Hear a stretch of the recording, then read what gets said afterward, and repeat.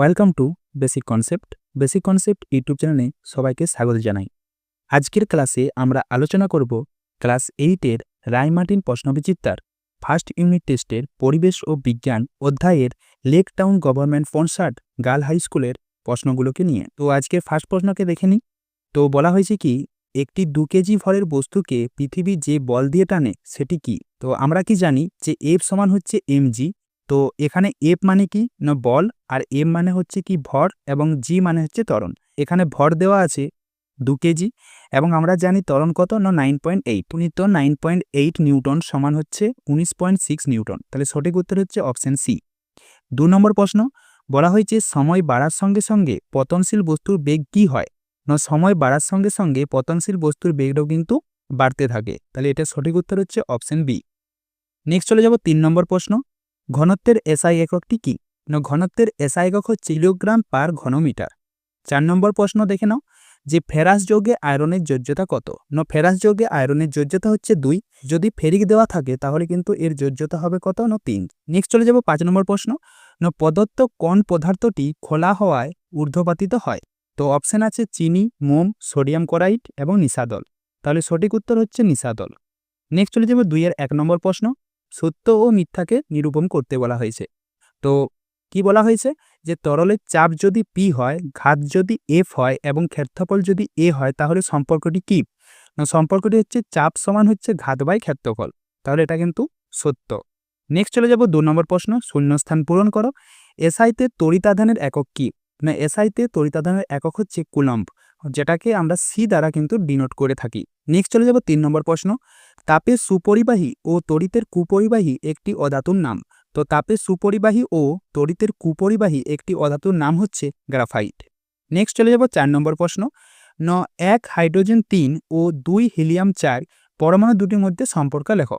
এখানে সম্পর্ক বলতে চাইছে যে এটি আইসোটোপ, আইসোবার না আইসোটোন হবে।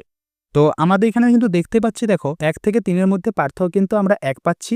তাছাড়া 2 ও 4-এর মধ্যে কিন্তু পার্থক্য পাচ্ছি 1। তাহলে এদের যেহেতু পার্থক্যটা 1, অর্থাৎ এই নিউটনটা কিন্তু সমান।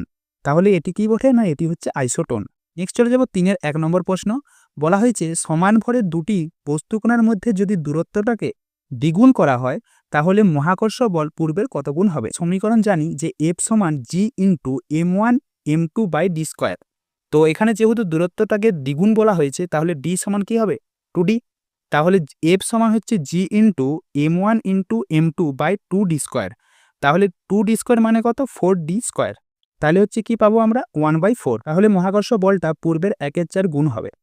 তাহলে সঠিক উত্তর কি বলবো? না পূর্বের 1/4 গুণ হবে। নেক্সট চলে যাবো 2 নম্বর প্রশ্ন।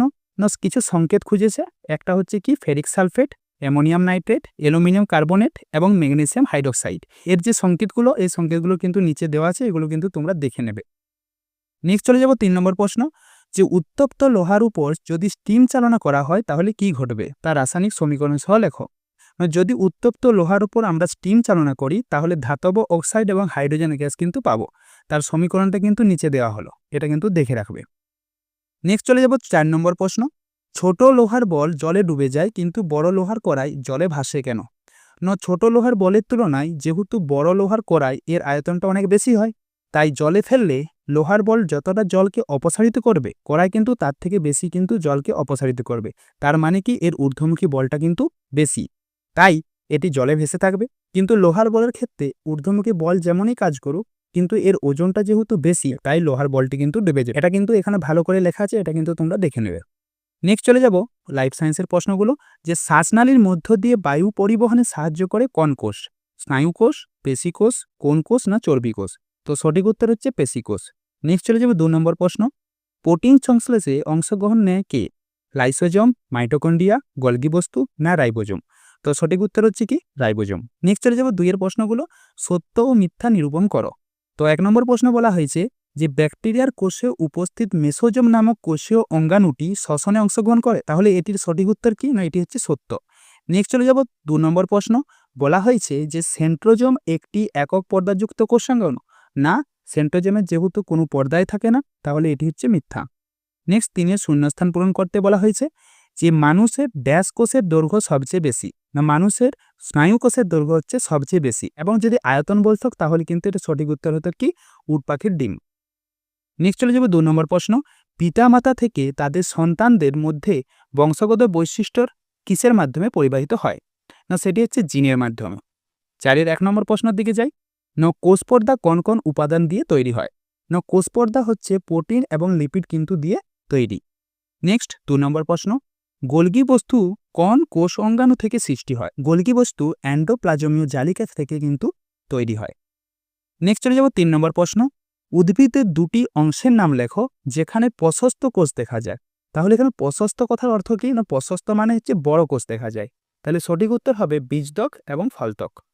নেক্সট চলে যাব 5 নম্বর প্রশ্ন, যৌগিক আলোক অনুবীক্ষণ যন্ত্রে দ্রষ্টব্য বস্তুকে অনেক গুণ বড় করে দেখানোর জন্য কি কি ধরনের লেন্স ব্যবহার করা হয়?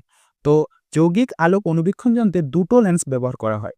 একটি হচ্ছে উপরের দিকে থাকে ওকিউলার লেন্স এবং নিচের দিকে থাকে অবজেক্টিভ লেন্স। ঠিক আছে, পরবর্তী প্রশ্ন আমাদের কি বলা হয়েছে দেখে নাও, যে ভাজক কলার দুটি কাজ লেখো। না ভাজক কলার দুটি কাজ হচ্ছে, এক হচ্ছে উদ্ভিদ দেহে নতুন অঙ্গ সৃষ্টি করা, দ্বিতীয়ত হচ্ছে মূল ও কাণ্ডের দৈর্ঘ্য বৃদ্ধি করা। এছাড়া কিন্তু ফুল উৎপাদনও সাহায্য করে। নেক্সট চলে যাব 3 নম্বর প্রশ্ন, কোন কোষ অঙ্গাণুকে আত্মঘাতী থলি বলা হয় এবং কেন? আত্মঘাতী থলি মানে সুইসাইড ব্যাগ। কাকে বলা হয়? সেটি হচ্ছে লাইসোজোমকে। কারণ কি? তো কারণ হলো কোনো সজীব কোষ কোনো কারণে যদি ক্ষতিগ্রস্ত হয় বা পুরনো হয়ে যায় বা যদি জীর্ণ হয়ে যায়, তাহলে ওই কোষের মধ্যে থাকে লাইসোজোম। ওই লাইসোজোম থেকে উৎপন্ন হয় বিভিন্ন উৎসেচক, যে উৎসেচকগুলো বেরিয়ে এসে সমগ্র যে কোষটা আছে সেই কোষটাকে কিন্তু ধ্বংস করে দেয়। এই কারণে লাইসোজোমকে কি বলা হয়? সুইসাইড ব্যাগ বা আত্মঘাতী থলি।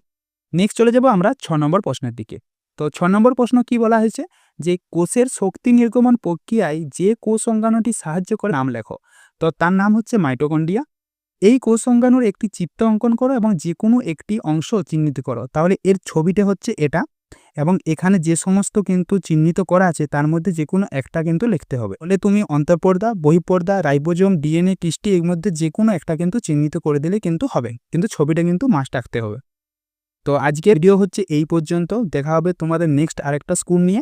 যদি ভিডিওটা ভালো লেগে থাকে অবশ্যই কিন্তু চ্যানেলটাকে সাবস্ক্রাইব করবে এবং দেখা হচ্ছে তোমাদের নেক্সট ভিডিওতে।